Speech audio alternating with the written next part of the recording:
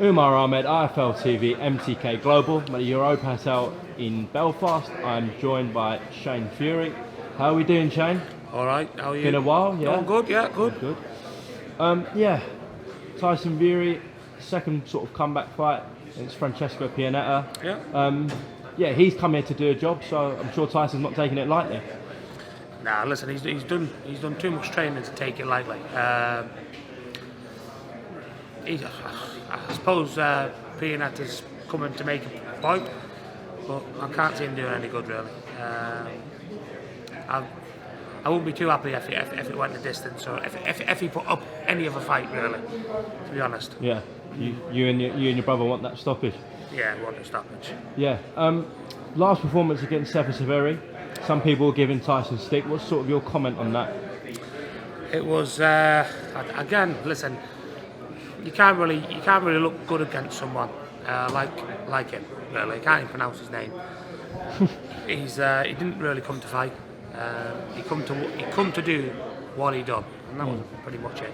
But listen, I don't think, me personally, I don't think it's a fight to actually get the cobwebs off. I think it's the training camps, and he's done 2 back-to-back now. I don't think half an hour in the ring will make much difference, you know. So the training camps, what he does is hard. He gets put through the paces, and that's just about it really. There's talks going on about other fights, but you need to cross one hurdle before you go to another one. Of course. Yeah, of course, for Tyson, the focus is Saturday and stuff, but you know, as fans and the media, we're all going to talk about what's going on. Wilder, his promoter Frank Warren said it's 99% done. That's his words. Tyson said it's very close. You must be really excited about the prospect of that fight. Yeah, listen, Tyson will be ready. Ideally, would have liked to. Me personally, I would have liked to fight or 2 more. Okay. But again, we've got long enough to prepare. And listen, Tyson will raise to his game, even if he's not ready, to be honest with you. And it's one of them, you'll see him on the night. Yeah. He's in good stead at the minute. If he can do what he's doing in the sparring and do it in the ring, he'd be doing all right. There's no one to touch him. Tyson, he said he wants you to have a couple of more fights before Wilder. Yeah? No, I never said I want him to, ideally. Ideally. In an ideal world, but we all know we don't live in an ideal world, don't we? True. And that's the gist of it all. Big shout out to my sponsor, Diet Coke. Doing a great job, thank you. Yeah, it's... Flying at the workout today, Tyson. Yeah, doing all right, you know. Not doing too bad. Yeah? Not doing too bad. I'm like a phoenix rising from the ashes, as you can tell by the shirt. This shirt is a phoenix rising from the ashes, and that's me. There we go. Shane, what have you got to say? Well, ask the questions and I'll try and answer them sensible. Okay, let's ask this. Eddie Hearn's come out and said that when he was speaking to Tyson, he wasn't even interested in big fights at this stage, let alone the likes of Wilder, Joshua. And it was true, 100%. He's clearly ready now, though. Yeah, 100%. So I heard the conversation, yeah, and it was, listen, Tyson ain't going to fight these type of opponents, BELLEW, Dillian White, and go through the hard route for no money. Listen, he wasn't offering the right money, so there was no contract or fights. So it is what it is. Frank Warren come, put a sensible deal on the table, and he took it. What's sort of your comment on what Eddie Hearn's come out to say? And who knows where Tyson was going to be when he was 27 stone. He didn't know he was going to be as good as he or as ready as he is now. You know. What about you, Tyson? What's your sort of comment on what Eddie Hearn's had to say about sort of your development? I haven't heard what he's had to say, to be honest, so I can't really comment. What did he say? He said when he was speaking to you, yeah, that you weren't interested in these sort of fights at this sort of stage. Okay. I can tell you exactly what was offered. I offered when David A pulled out of the BELLEW fight with injury for the second time for the BELLEW 2 fight. Yeah. They called me and said, "Will you step in with BELLEW?" BELLEW called me and said, "Can I have a meet with you?" I said, "Yeah, no problem. I'll meet you." So me and Tony went at a secret meeting at the at Aintree to talk about a possible fight on a specific date between me and him, because David A had pulled out, and we agreed on a 50-50 deal for just whatever date they were supposed to fight on, that date. And I was 27 stone when I agreed the deal, And I said, yeah, I'll fight you when you come back. And me come back, no problem. I'll take that date, no problem, that'll do. And they decided not to go down the Tyson Fury route. They went down the David A route.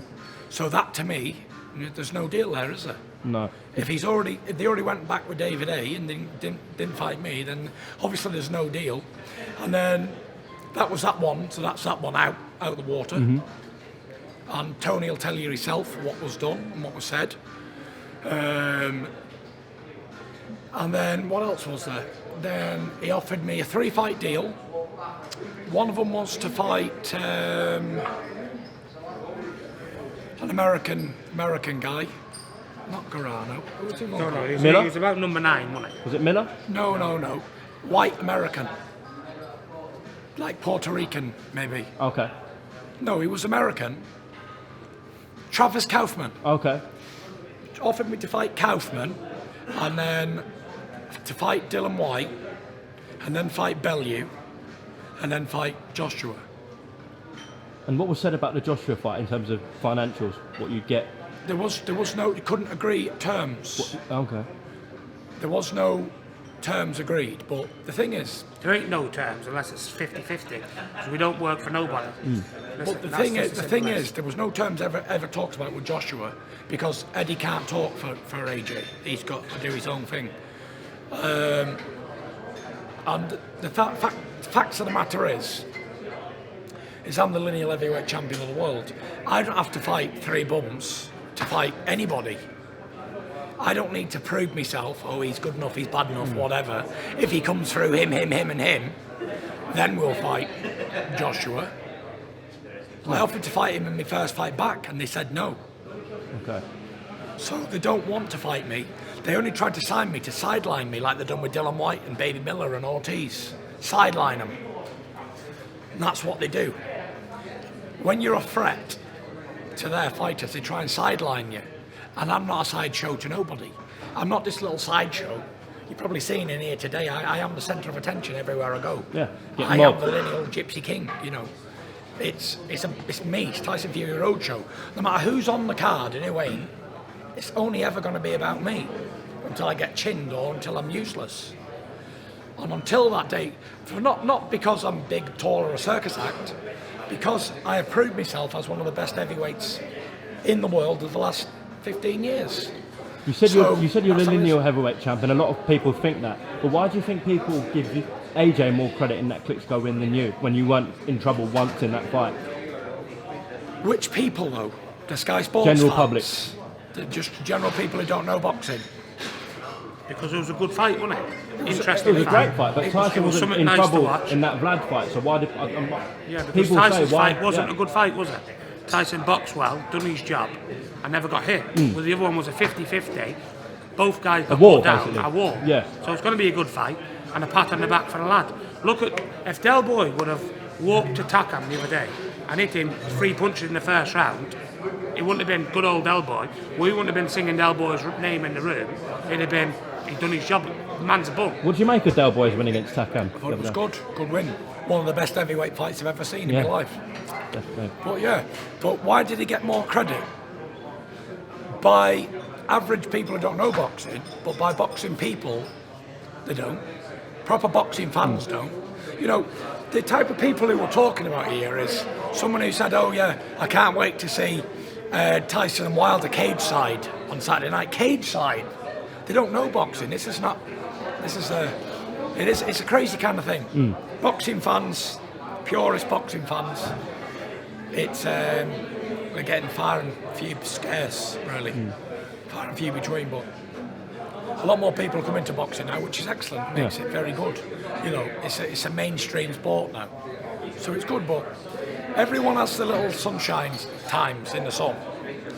I've had to do mine the hard way, and I've not had no easy routes, and I've had to go away. And even like if I beat Pianetta again on Saturday, I have to go back on the road to America, to Las Vegas, to fight.